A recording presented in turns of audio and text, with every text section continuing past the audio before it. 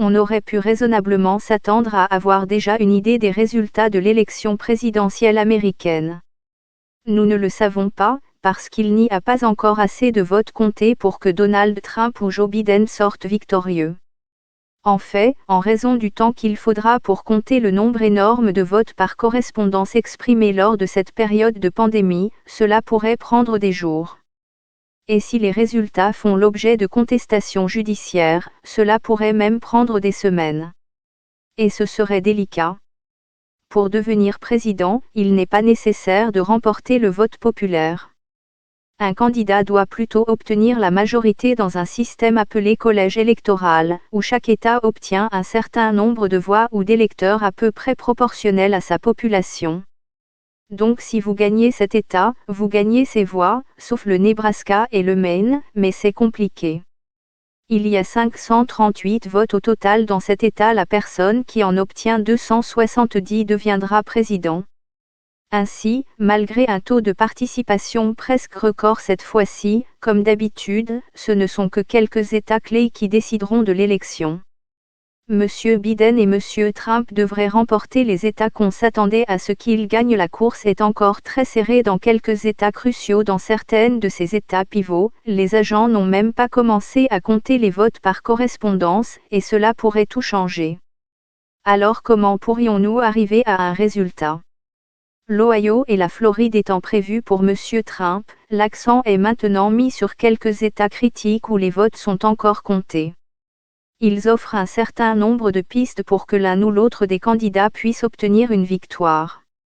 Le Wisconsin, la Pennsylvanie et le Michigan, ces États sont sous les feux de la rampe, et si certains comtés du Wisconsin se feraient un chemin à travers les bulletins de vote, les autres États ont encore du chemin à faire en matière de comptage des votes par correspondance.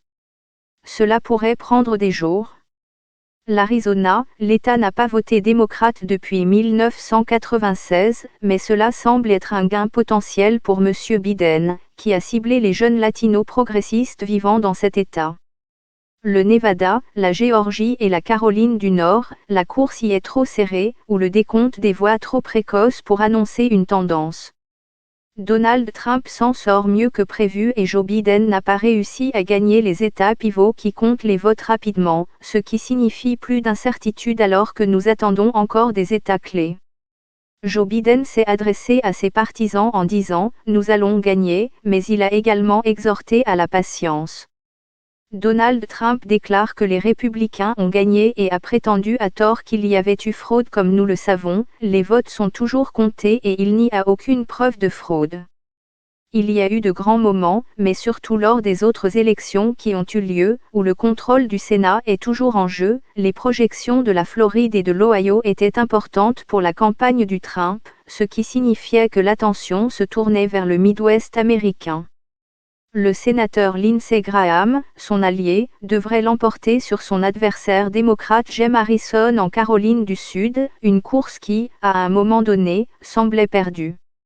La républicaine Marjorie Taylor Greene, la première partisane de la théorie de conspiration des canons, a gagné un siège au Congrès.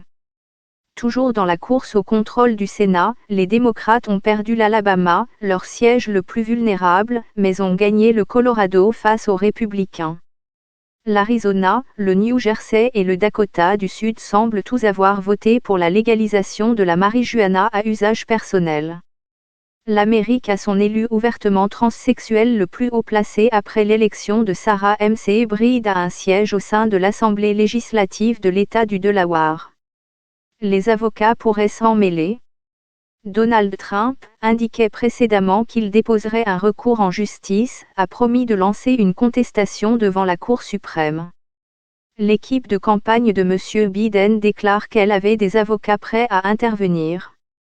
L'incertitude entraînera des troubles. Il y aura certainement de l'incertitude, mais bien que de nombreux Américains aient fait part de leurs préoccupations, il est trop tôt pour dire s'il y aura des troubles importants.